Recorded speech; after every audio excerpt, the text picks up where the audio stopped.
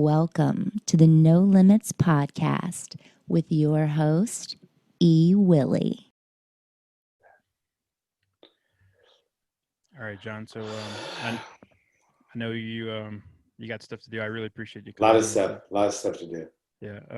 Yeah. I'm a little nervous. Like to hurry this up. Taking my day.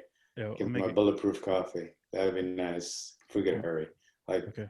real hurry. Like hurry. Yeah. All right, I'm almost done. Ready? Okay. All right. We're gonna go live in just a second. Just bear with me. You won't regret coming on. I promise. It's gonna be fun. Oh yeah. Yeah, I really do. Oh, come on. All right, guys. Episode number 20. We got the Pitmaster, John Hackleman. What's up, guys? Welcome to the podcast. He's the man, the myth, the legend. No other. Oh my God. Whatever. How's things going over there in California? Man, I can't stand this state, but I love my city. I love my community.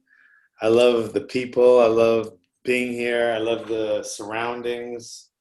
There's nowhere else I'd rather live in this whole world. And life is great, man. Life is great. Were you born in California or were you born in Hawaii? I was born in New York. Oh, and then my dad got a job when I was like 3 or 4 in Hawaii. So he moved us all to Hawaii. So I grew up, born in New York, grew up in Hawaii, and now I call Central Coast of California my home. Gotcha.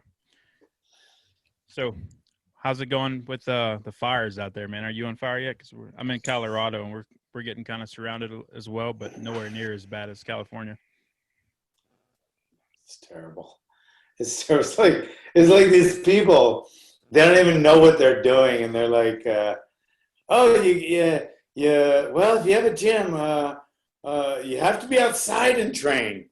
And now all of a sudden we got these fires, and it's like if you go outside and train, you're gonna get like a stiff lung. You'll get like emphysema just with one workout. It's like the dumbest thing in the world. So now you can't go outside and train, but they're saying you can't go inside and train. So I don't know what's next, underground or I don't know. It's just the stupidity is it's astounding, and nobody knows what they're doing with this fire shit and even the corona thing. It's just they're so confused and so discombobulated. It wouldn't be funny, but it's sad.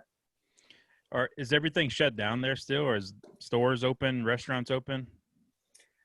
I don't even know. There's like degrees and colors, and they make up this shit as they go along. And oh wow! And it's so like it depends on. I don't even know what it depends on anymore because the testing is proved to be completely flawed. So the test results are completely flawed. So the whole color system and how they're doing it is completely flawed. But there's those people that just keep pounding it in, and it's astonishing. So we're supposed to be completely 100% closed as a martial arts gym because we're not essential. But the hair salon is, the drug dealer pot shop is, and Walmart, Costco, and it's astonishing. Yeah. It's backwards and it makes no sense, and it would be a joke if we're losing trillions of dollars and destroying our economy and people aren't killing themselves, and child sex trafficking wasn't at all-time high, and child depression and suicide wasn't at all-time high. If it wasn't for that, I say the shit's funny, but it's not. It's just evil now. It's evil. Do you believe that stuff that's going on with the child trafficking and all the shit that's being exposed with Hollywood? Yeah. I don't know about the Hollywood thing. I know enough law enforcement people to know that sex trafficking. Oh, please scared the shit out of me. Talking about sex trafficking. My wife jumps right in. It's like I have Me Too anxiety when it comes to my wife. So I get nervous when she's in the room. But anyway, but I do believe there's sex trafficking. I do believe there's increased child abuse, child molestation, child depression, and child suicide. I believe all those things, and I believe all those things are directly related to the people that are telling us we have to close down our businesses, we have to close the schools, we have to, put on the mask all the time. I think it's directly related to and caused by them. Yes. Sorry. No, don't apologize, man. I'm right there with you. I'm beyond fed up with it. I don't even have a business. I can't imagine how frustrating it's got to be. How are you coping with that? Are you doing like online training mostly? Are you able to do any kind of in person? Well, we're still training people, and I do an online. Yeah, I mean, it's on the books and off the books. We have a great mayor, even though I wouldn't vote along her political party, and I haven't. But she, as a politician, as a human being, she's helped me more than any single person.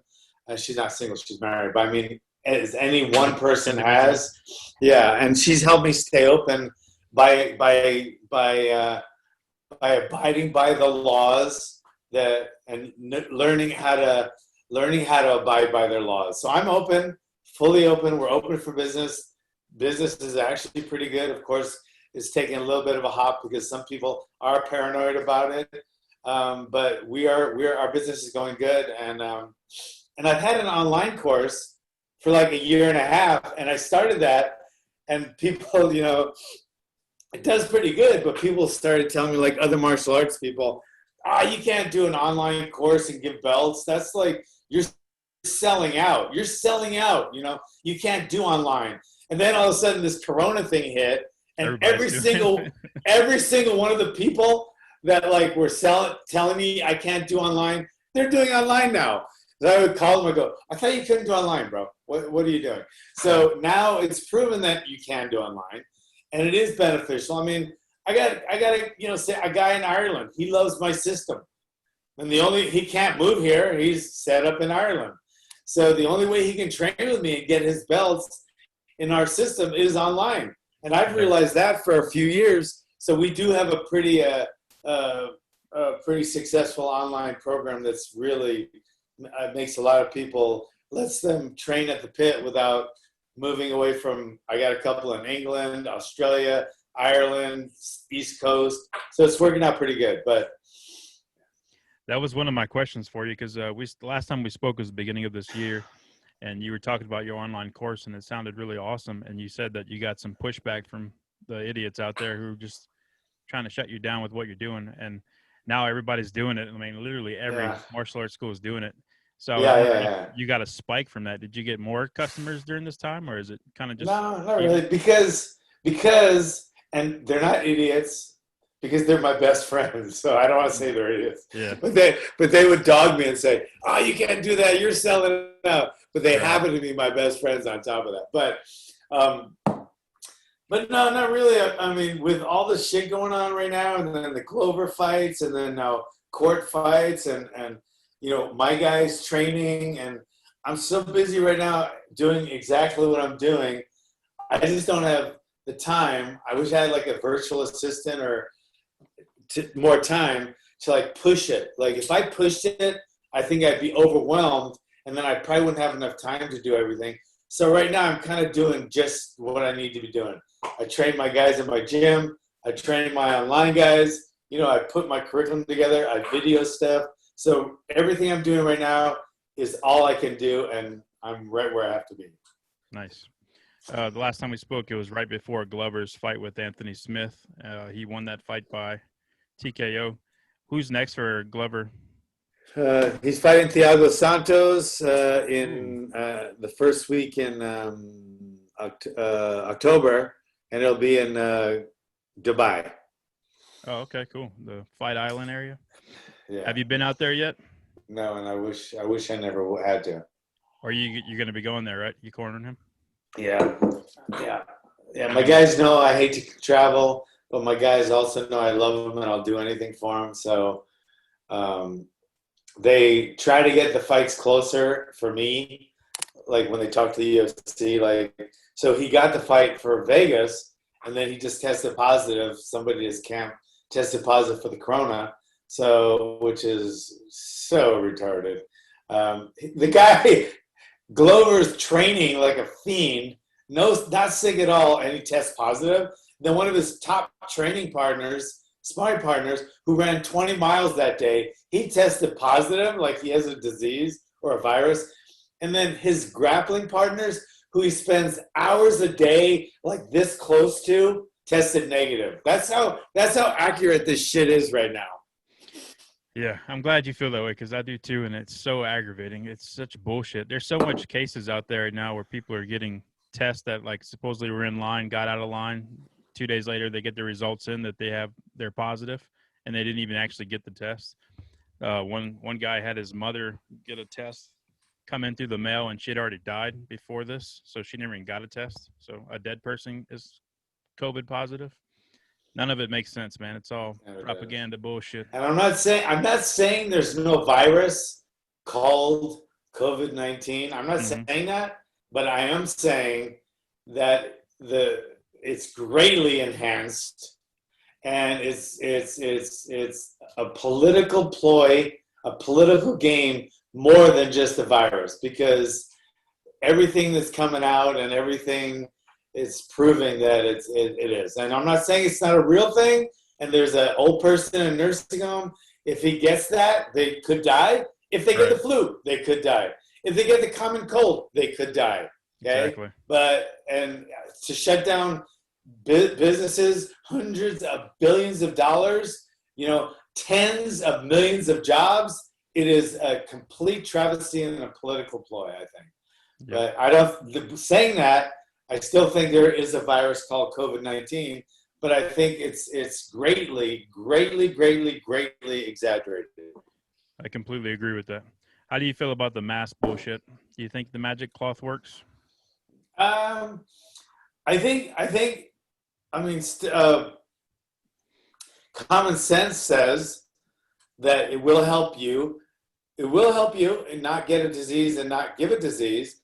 But with that said, if you believe that, which I do, if you believe that, then you have to also believe that it will diminish your immune system. So I would rather fight the disease off, a virus like this, than have to wear a mask all the time.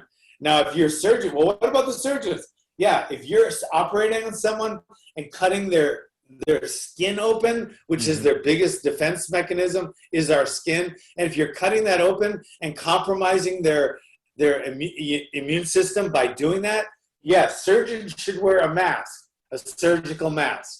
But walking around the street wearing one is completely ludicrous and makes no sense. And if we continue to do that, it would be like me telling my fighters, you know what? When you train too hard, you might pull a muscle. So guess what? Don't really train that hard. Just train for about 5 minutes and go easy at your own pace, okay? They'll never pull a muscle, but when they get in the cage or get attacked on the street, their system will be weakened and they will lose the fight. And that's what will happen to our immune system. Yeah, they're not pushing health at all. It's just pure control, it seems like. Yeah. The immune system's never talked about fighting it off the natural way and living a healthy lifestyle. Let's take a moment to go to my sponsor real quick. So this is where my sponsor box would be. If I had a sponsor, anybody out there wants to sponsor this podcast, it would be right here, and I would talk nice about it. Pitmaster would say something nice about it as well, and I would send him a free. I'll go right now. I'll do my sponsor. The Pit Online Dojo, just go to the pit.tv, and you can go from white to black belt. And we're not a sellout. You will get your black belt the same as Glover Teixeira, Chuck Liddell, Court McGee, Ramsey Nijam, Tim Kennedy, etc. The list goes on. You can be one of them. The pit.tv. Okay, commercials over. Beautiful. That was beautiful, man. I want to go do it now. Even though I'm a pussy, I would still like to get stronger. Let me just say something. As a heterosexual alpha male, I love pussy. Yeah. Well, I don't want to attract guys like awkward. It's my worst nightmare of going to prison. That was awkward. I have a thing about going to prison, but I'll talk to you about it later. We can No. talk about it. You want to No, talk about going to prison? Let's do it, All right, man. I'll tell you. It's no limits. I'll tell you something. There are certain things that are, as a martial artist, that are worth going to prison for. They're definitely, but I'll tell you what, somebody smacking my wife's ass in a bar, I'm not going to go to prison by beating the fucking shit out of the guy that did that. That's not worth going to prison for, okay? What is worth going to prison for is if somebody hurt my wife physically, if somebody hurt me, if somebody hurt one of my kids, if somebody physically hurt one of my children, that is worth retaliating and going to prison for. It is, okay? But when you do that, you have to realize, if I'm defending my wife like somebody smacked her butt and I went in there and beat the shit out of the guy, and then I went to prison because somebody was, touching my wife's ass, while I'm in prison, a lot of guys will be touching my wife's ass. She'll have them over, actually, okay? Because if you're stupid enough to think your wife's going to wait for you while you're in prison and not fuck the neighbor, you're just stupid as shit. So it has to be neighbors. Something. No, Troy is my neighbor, and he. Oh my God. Watch him. Anyway, I got to watch out for Troy. But I can hear you. oh, sorry. Oh. She can hear me. Wife crack. Sorry. Oh. but there are some things that are worth going to prison for. If I was at a bar, someone smacked my wife's ass, I'm not going to go to prison for that. I would deal with the guy in some kind of other non-physical way. If somebody punched my wife in the face or hurt my wife, that's worth going to prison for, without a doubt. Somebody hurts one of my kids, that is worth going to prison for. Now, going to prison is going to be you have to get to know the guards. You have to get to know the staff. I worked in a prison for 8 years. I know this. So I want to get the best looking cellmate, preferably Asian, because they don't have as much body hair. And preferably they have to know how to give a good massage, a good pedicure, and a good blowjob. And then boom, I got a good cellmate. The time will go by a lot quicker. So, see, that's the alpha male way of thinking. You're looking for a boyfriend that you're going to dominate. I'm just trying to find a strong guy that'll protect me. So, there you go, man. That's two different mindsets. Yeah, not two different mindsets. I just want to be comfortable. I want to have a cellmate that'll pass the time. Yeah, there you go. That's awkward. Sorry. Nah, anyway, it's interesting. Let's talk some prison stories, man. I didn't know you worked in a prison or a jail. What was it? It's prison. It was a state prison. Wow. What's some of the crazy experiences you've had in there? What did you do there? I was kind of like a medic in the Army. So I'm a registered nurse by degree. And then it's a great quality for a coach. Yeah, it really is. And but when you work in the prison, they don't there's registered nurses working in the hospital, but then out in the yard where the stuff happens, that's called an MTA, medical technical assistant. So they're a lot more like medics, because the nurses don't have to be peace officers. So we have to go to the academy, we have to become a peace officer, we have to be sworn in, we have to learn how to use a gun, we learn how to arrest people, learn how to cuff people, learn how to search, stuff like that. So I went that route. I thought that would be more interesting. So I became, so I would go in the yard and like if a guy, killed himself or hung himself, I would go in and cut him down and, revive them. Or like if somebody broke their leg on the yard or got stabbed or whatever, we'd bring him into the ER and fix him up and stuff like that. So, I saw a lot of stabbings. I think the funniest one I've ever seen that made me laugh so hard I cried, and I'm not proud of this at all. There was a couple. One was a guy. They had this thing going in the prison where guys they would get a little like an X-Acto knife, and they would cut by their penis, by the head of their penis, and they put little marbles in, and then they would tape it up, and then it would heal. Then they would have marbles around the head of their dick. I guess it was to please their cellmate. But the problem with it was that, just like with their tattoos, they're not the cleanliest group. and they would get infections a lot. So when you get like the tattoo infections, they would have like nasty skin infections and cellulitis and stuff. It was terrible. But when they got the penis infections, it was funny as shit, because these guys were just, when you're dealing with a patient that's so stupid, and you're just like saying, you just shake your head and you go, you seriously want penis marbles in your penis? Okay.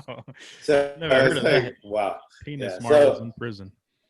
That's awesome. Another one was a guy who just found out, they just found out he was I get, you try to hide your crime a lot if it's not like a good crime, especially child molestation or stuff. So they always say they're murderers or whatever. Well, a lot of times the guys were, they could get a hold of your records. It's not really hard, because a lot of the inmates have clerical jobs and they work in the prison, and they can get a hold of another inmate's file and check out what he did, even though they're not supposed to be able to. They can, So I guess this guy got found out that he was a child molester or something. So he was on top of the fence, because they had a baseball yard in one of the yards, and he was on top of the backstop, which is probably like 15 feet high, and he was threatening to jump, and he had his belt tied around his neck, and it was tied around the fence, and he was going to jump, and he was threatening to jump. I don't know why he didn't just jump, but he threatened to jump. So that we got called, and we like rushed out there, and all the inmates were out there yelling, jump, jump. And it was just funny as shit, because I'll tell you why it's funny. Because he was threatening to jump, and then that was funny in itself, because he was a child molester. And then when he jumped, he did jump, and then the belt broke, so he just fell, and then he fell on his leg, and he got like this compound fracture in his low tib-fib, in his lower leg, kind of like Anderson Silva did, when he fought Chris Weidman. So he's like, hating his life because he's a child molester. He's threatening to kill himself. Now he really wants to die, because he didn't die, but he has a compound fracture in his leg now. And I don't know why it struck me as funny, but it did. And I was trying to help this guy, but I was like crying because I was laughing so hard. So we ended up fixing him up eventually. So that was the story. That's a Godsmack right there. Child molester trying to kill himself. Belt breaks and then breaks his leg. So you said that people were stabbing each other. What were they using to stab each other with? Is it sharpened toothbrushes like on TV? I've seen that. I've actually seen that. Really? It was usually just pieces of random metal that were filed on the concrete and made into a shank, and then they wrap tape around it, or sometimes a string around it for the handle. But it wasn't anything really that crazy, and sometimes they could get a hold of a knife or a shank or some kind of box cutter or something.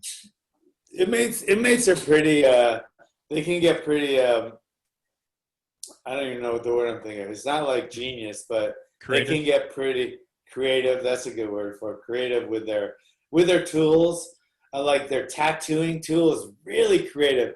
They would use like a cassette player that goes around, and then they would get a pen, take out the inside of the pen, and then put a needle, and then somehow fasten it so that the needle would just go in and out like that towards the end of it.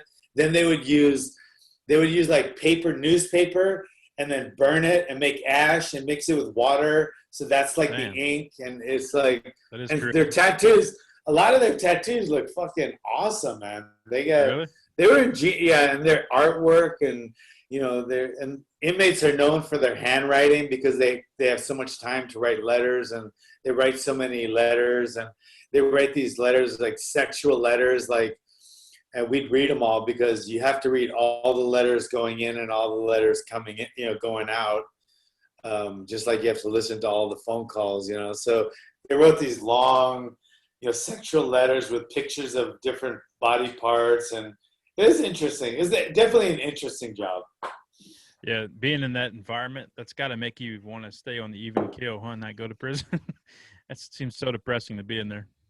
It was, and you know, I made some friends. You know, I made some friends Yeah. that were inmates, and I actually got in a few fights with some inmates.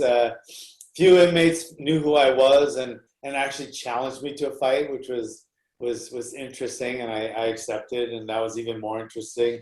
Got me in some trouble, including a couple lawsuits, but but overall, the whole experience, I wouldn't trade it for the world. And I had one inmate not that long ago call me, and this was I mean that was like 20 some years ago, and he was one of my workers because you know we have workers, you know they work for us like, and when I worked in the hospital, the guys that cleaned up and stuff were inmates, and one guy remembered me and remembered I treated him really fair, and I was hard on the inmates, but I was fair with all of them, and I was a real person with all of them, and he just wanted to let me know 20 years later that he always appreciated the way I made all the inmates feel like they were, they had a chance when they got out. I don't know. It was really good. It wasn't like Yeah, that's it got to didn't be make me. an awesome It feeling. was. It was. It didn't make me feel creepy. My wife's like, "Why does this inmate have your number?" And my number's all over the place. I don't give a shit if you have my number. I'm not. That doesn't bother me. But it's just, why is he calling you? But then she realized that it made me happy that that I touched someone's life. I mean, he's not a child molester or anything. He's probably a drug guy or something, and just a regular inmate. And I made his life a little better. And now that he's out, he feels a little better. So I don't know. It was a good experience. That's cool. I'm sure if he's contacting you, he's probably got his life better and on a better path Yeah. now. I don't think he would call you to brag about how fucked up his life is. Yeah, and I don't think anyone's going to call me and come looking for me or anything. Yeah. So I don't really. I don't think I've spent 1 second ever worrying about that. So with your prison experience and all that good stuff, the Jeffrey Epstein thing, do you believe he really killed himself in that prison cell? Man, to be honestly, I've never thought about it. I've seen guys actually physically watch people kill themselves in front of me. And I've seen the result of people killing themselves in cells. I know it's possible, no matter what the precautions are, you can kill yourself in a cell. So I believe that he could have. I don't know if he did or not. I've never given it one iota of energy. So you like that question? Yeah, that was interesting. I mean, because I've seen guys like watch the guy like. I thought he was joking. He was threatening to kill himself, and then he did. And it's like we couldn't get to the cell door in time. We couldn't get in time, and he died. And it's like shit. But I mean, if somebody wants to kill himself bad enough, like I've seen guys do some crazy shit to kill themselves, and the majority of people, to be honest, say they want to kill themselves for attention and extra medication and an easier sentence and a psychiatric jacket to go along with their gives them easier time. So the I want to kill myself is a tough one because it's usually not real. So if you follow every single guy that says he's going to kill himself, you're going to spend so much extra time and resources on that one person. But then there are a couple people that really want to kill themselves. They're just not going to say anything. They're just going to do it. And Right. and then there is the person, like I said, that says he's going to but he never wants to. But there is that person that says I'm going to kill myself and does. So there's three extremes there. So it's a tough one. It's a tough call, and we spend I'd say hundreds of billions of dollars on inmates that say they want to kill themselves. So I don't know how far you want to go with it. Well, we could get off that subject. I'm just curious about it. That stuff's always been fascinating to me. It's like the ultimate nightmare to me is to be in a prison cell. I think I would just fucking come unglued and shed out of my skin and die. I can't imagine being in a fucking cage. Yeah. The worst part of it, after working in it for a long time and realizing you do make friends and it is kind of a community, I think the worst part of it, though, is your family's on the outside and everything you want is on the outside and you're stuck on the inside. So taking your freedom away for most people, that's the hardest part of it. It's like being in there, tough guys and all that shit. That would be terrible, okay? But nothing would be as hard as somebody taking your freedom away. And that's why freedom is so important. Yeah. Yeah, I was joking about the stuff earlier about the victim stuff inside of prison. That would be the absolute scariest shit to me, is having somebody control everything in my life now, and I lost everything. Yeah. Sitting down. Everything. Watching your family grow, watching your kids, it would be, knowing your wife's fucking your neighbor. Yeah. I don't know. She does anyway, probably. She's going to come back in. She's going to hear you. She probably does anyway. I mean, come on, guys. You think when you go to work, you don't think she's staying home? Come on. She's going to work too. It's called a job. Anyway, whatever. Oh, man. Anybody wants to go hear a funny episode, you got to hear John on our Truth or Theory, episode number 8. We named it Beta Males and Piranha Chicks, and it's for a funny reason. You have to go listen to it. I listened to it last night, and I was cracking up. All right, let's go into the 6 questions on the No Limit side. I did not give you these, so they're all surprise questions. They're pretty easy, fun, stupid questions. Are you ready, sir? I'm ready. Number 1, what movie can you watch over and over without ever getting tired of? It's a Wonderful Life and Rocky 3. I'll pick It's a Wonderful Life. Well, okay, I want to go to Rocky 3. Why did you pick Rocky 3 over the other Rockies? Because I fought a guy with a mohawk, and it was kind of the same storyline. Like, I was just like won a title, and I was just got a really good job as a registered nurse, and I thought I was on top of the world, and I didn't really have to train that hard because I was working full time as a nurse. So I was kind of training in a health spa. And instead of like the old school in the ghetto training like I used to, Eye of the Tiger kind of thing. And I went out there thinking I was going to just beat the shit out of this guy. And he ended up knocking me out with body shots, a liver shot in particular. And it was like he had a mohawk. He looked like Mr. T.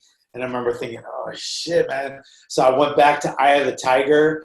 And I went back to my old training. And I challenged him to another fight. And we fought again. This time the venue was Hawaii. The promoter brought us there. And this time I knocked him out. And I was like, whew. That's freaking awesome. So it was kind of like that. So we did a third because he said, you beat me and I beat you. Let's have a third fight. I was like, why don't we just call it even? I'm fine with that. Yeah. I don't want to fight you again.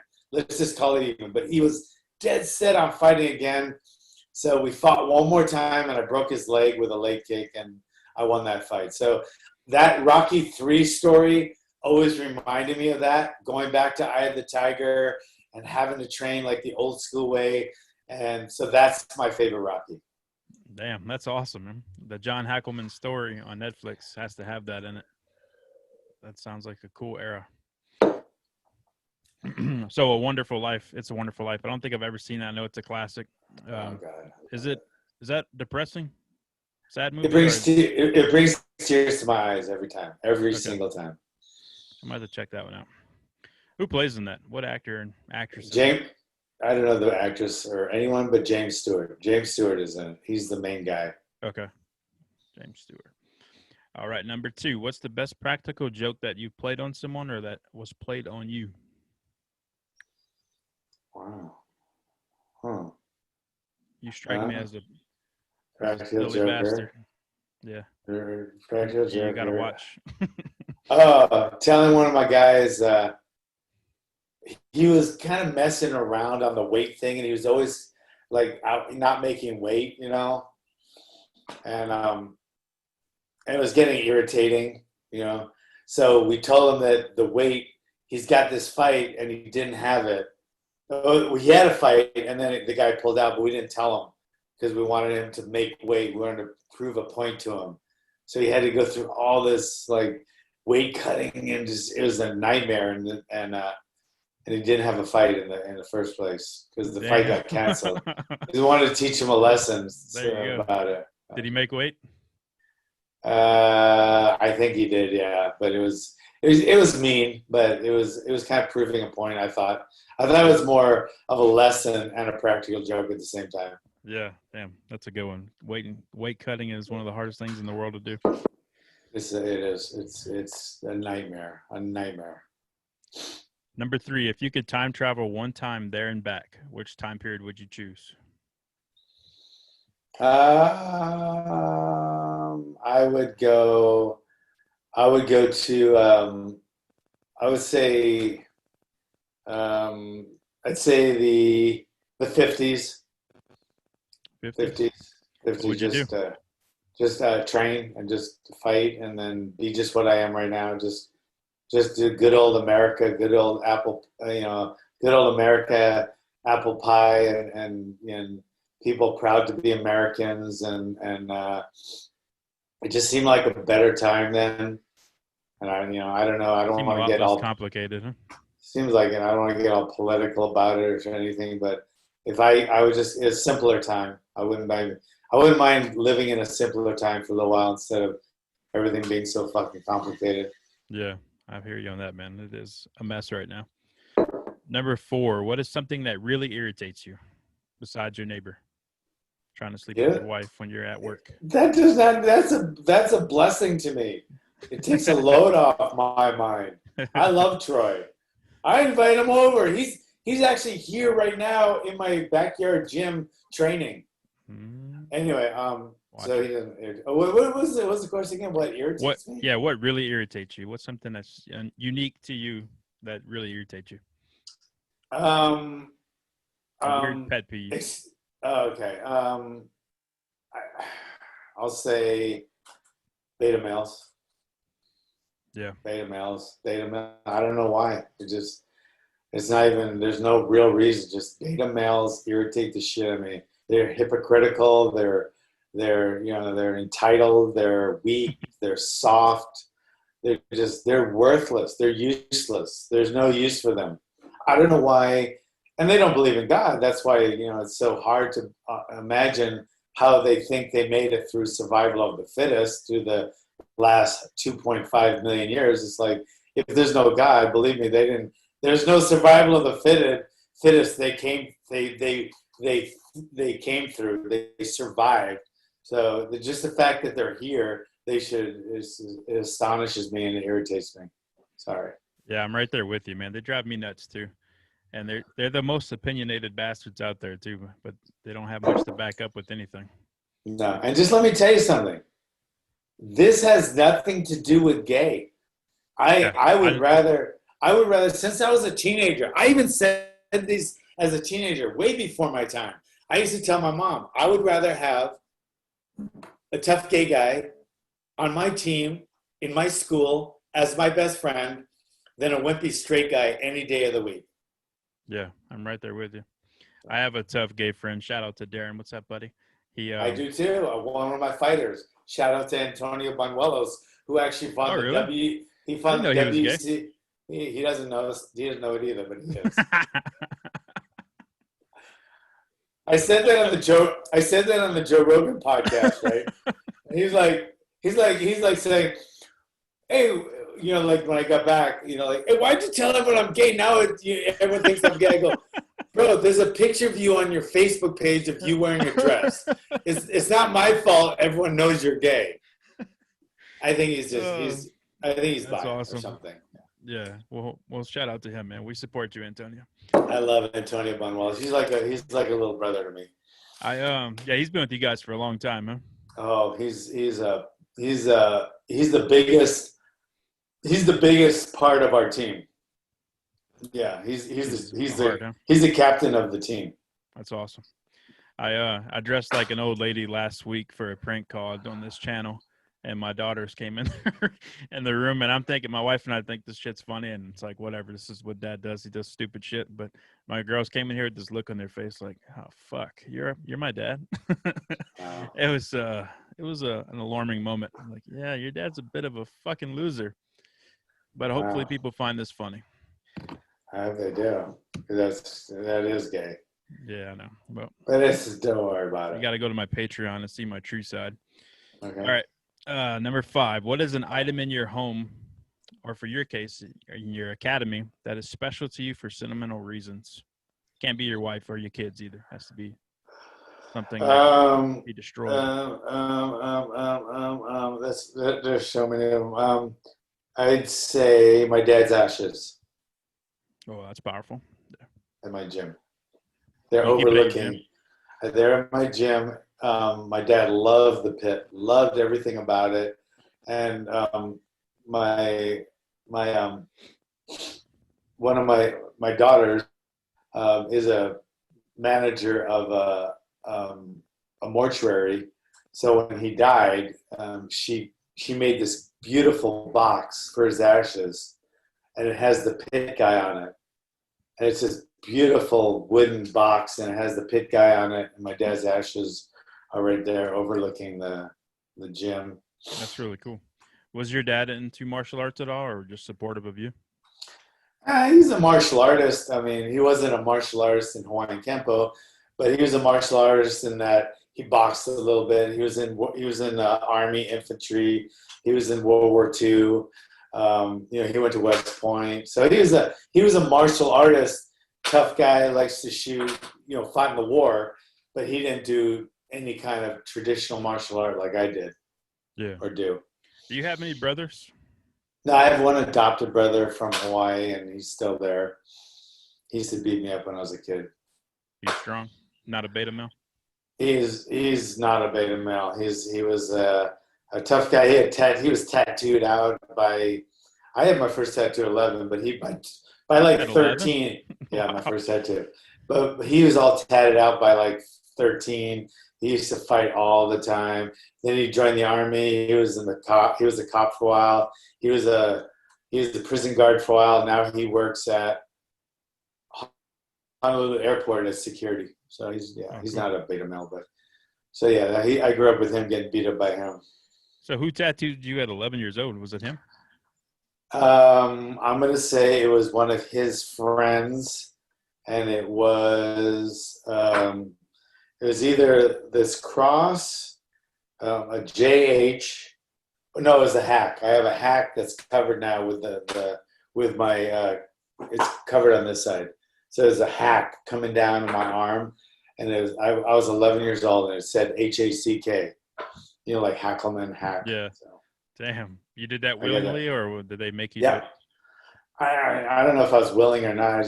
I kind of went along. Whatever he used to tell me, he was my bigger brother. I kind of went along with, and he had a bunch of tattoos. He wanted me to have one.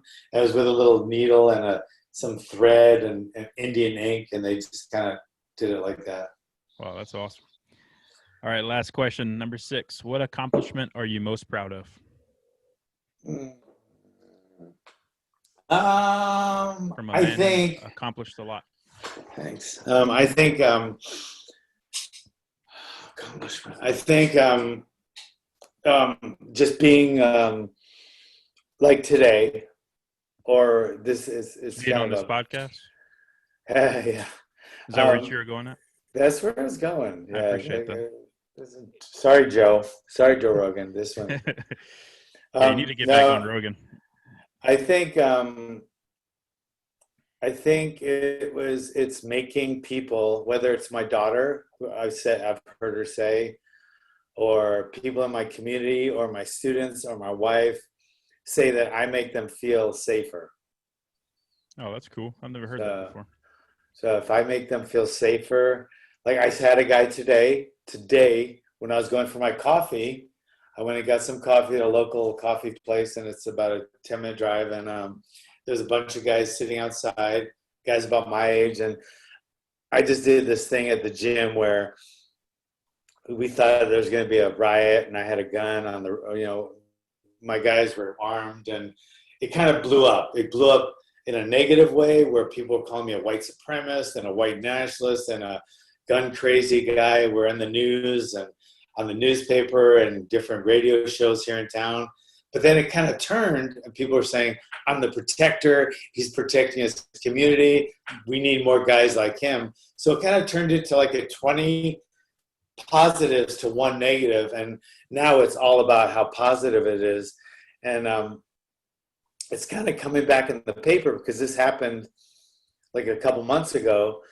But I just got cleared of all wrongdoing, which I didn't do anything wrong anyway. So that just came on the paper again. So like if you look at KSBY News, Arroyo Grande, John Hackleman, you'll see it come up where, they finally decided that there was no wrongdoing because they were investigating it for a long time. So I didn't do anything wrong. We had a gun. It was my personal property at my gym. We were protecting the gym. So I think having people like I had there's guys sitting outside of this coffee shop about my age. And when I walked in, hey, John Hackleman, we just want to thank you, man, for protecting our community. And, guys like you, man, and congratulations. We just read that you're completely cleared of all wrongdoing. And you make us, it's guys like you that, so that kind of stuff makes me feel probably better than anything, just knowing that, and the kids that don't get bullied anymore, then they come back, at 20 years old and, hey, because of you, I had a better time in school, or a parent, hey, Johnny got bullied, but because of you, he didn't, or a cop that said, yeah, I was arresting this guy and he tried this and I did this. Thanks for that. That kind of stuff. Yeah, that's really cool. I can only imagine how cool that must feel to have that. And then there's the Glovers and the Chucks, Chuck, who's Chuck? Yeah, that crazy Mohawk guy. Yeah, I've heard of him. so it's guys like him. They've expressed gratitude for the little part that I had to do with their rise to fame. So anyway, that kind of stuff makes me feel good, because when you make an impression, a positive impression. I've made a lot of negative impressions too. Okay, ask me what I've been the worst, most pathetic thing I've done, and most that I regret more in my life than anything else. Ask me that one. That's number 7. So ask me that. Oh yeah, look right here, number 7. 7. So yeah. What is something that you regret more than anything in your life? And please don't say this podcast. Without a doubt, it's cheating on my ex-wife and my ex-girlfriends, and I was guilty of that. And if there's one thing I could change more than anything else, it would be that. Really? Terrible thing to do. You had like an inner demon trying to ruin your life, and you were just. God, it was just. I thought it was the thing to do. Growing up the way I did, and whatever other reasons, I thought it was the way to live, and I did. I lived like that. It was hurt people that shouldn't have been hurt. It was a despicable thing to do. I tell my students, my fighters, you cheat on your wife, you cheat on your girlfriend, you're off the team. That's awesome. That's really cool. You get in a fight outside of here that you started, you're off the team. You cheat on your girlfriend, you cheat on your wife, you're off. Court McGee, the guy that won Ultimate Fighter season 11. Oh, yeah, definitely. I know all your guys. I'm a nerd. He's married, and he's like, one of the first things he always talks about it. One of the first things he remembers when I brought him onto my team was, if you ever cheat on your wife, you're off the team. And he's like, okay, I'm not going to cheat, but that's just kind of a weird thing. Most guys don't put that out, but I put that out for all my guys. Man, that's awesome. I really like that. I've never cheated in a relationship that I was in, but when I was single, at one point I did get involved with a married woman, and that's one of the things I would love to take back too. That fucked up a lot of stuff, and it was a disaster. But that way too. So that, to me, that's cheating too. It's the same thing. Yeah, it's pathetic. It's not macho. It's not alpha. It's beta, and it's not. There's nothing good about it. It's like it's terrible. It's a despicable thing to do, and that's. But anyway. Yeah. All right. Now that I'm depressed and I'm going to kill myself. Thanks a lot. Hey man, I'm looking for the gun. Hang on. I got a question number 8. All right, let's end it on a better note. So if you were going to have a movie made about you, which I think would be a great movie, an entertaining movie, an interesting movie, who would you like to play you? I already have my pick for you. Play me. The John Hackleman movie, because you can't play yourself. You're not that good of an actor. No, who would be a good actor? I don't know how. You know who? Well, hang on. Before you say it, just in case, I'm going to write mine down. So if we end up saying the same thing and people don't think I cheated and said, "Oh, you fucking copied him." Okay. All right, I got mine.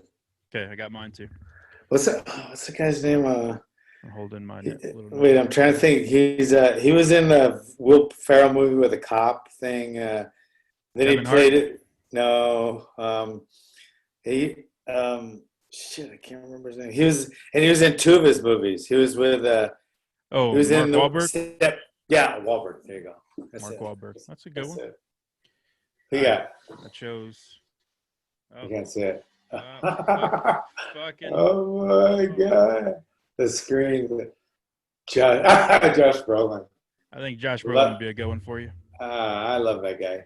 I do too. He's a good actor, and he's gotten pretty damn tough looking these days. Ever since I know. doing his action movies. He came up and hung out of the house once, and we watched. Really? So you already know. We watched it. Yeah, and so yeah, he'd be great. He'd be great. Yeah, he came up here and trained with me once, and we watched the fights after and stuff. And I met him down in Santa Monica. Yeah, he's a good guy. And then you know who else is training right now? Moved up here is Lou Ferrigno, the Hulk. Oh, really? I love Lou Ferrigno. He's a great guy. He's just had shoulder surgery, and he moved. He bought a house right in our community, and comes up to the pit. He's a big gun guy. He's actually a volunteer sheriff, and just a great guy. Yeah, so he's one of my buds now. He's one of my road dogs. That's awesome. Yeah, he comes in the gym, and so it's great having him. But Josh Brolin, is a great guy. We're not in tune on our politics, but yeah, I'm with you on that. There's certain people though, like there's certain people that just, I guess maybe there's a line to cross, or maybe I don't know. There's certain people that I'll we'll agree to disagree, and certain people just like, no, fuck that, you're done. Yeah. So I'm still at agree to disagree with him. Yeah, I had the episode before you, I had Mike Lowry, the guy that was attacked in the parking lot. I don't know if you saw that viral video going around. Another guy attacked him outside of a hotel, and he had to fight for his life basically, and he put him to sleep, and he's 62 years old too, and he just got randomly attacked in the morning by this guy. But him and I are on different political views too, but we had a great conversation, and it was awesome, man. I really like the guy a lot. So you don't have to be on the same page politically to still be friends and social. Yeah, I know that, and sometimes you do though. So, on the fundamentals. Sometimes you don't. Yeah, sometimes you do, and sometimes you don't. Yeah. All right, Pitmaster. Thanks for putting up with me for whatever amount of time this has been. Where can my mom find you and support you and follow you? Where can who? My mom. She's the only one that watches this podcast. Oh, okay. You only have one. We have 7. We have 7 followers. You only have 1. Sorry. Yeah, my mom's very loyal. She turned the notifications on. My mom just died, so she doesn't even listen to mine anymore. Well, she used to listen to mine. She was like, and John, you brought it right back down, man. we were like opposite ends politically. Like if I ever talked to anything political, she'd call me, go, "How dare you say that? You're this and you're that." And then on most of and then she'd like hang up and then call me back the next day. "I saw your thing. That's great. I love you." Oh, da, da. So we had a love-hate relationship, and now she just died. But anyway, Hi, Mom. Hi to your mom. But thank you. My mom's and my dad are both fans of yours, and Chuck Liddell for sure. Our whole family loves you guys. So it's surreal that I get to talk to you, man. I appreciate you coming on.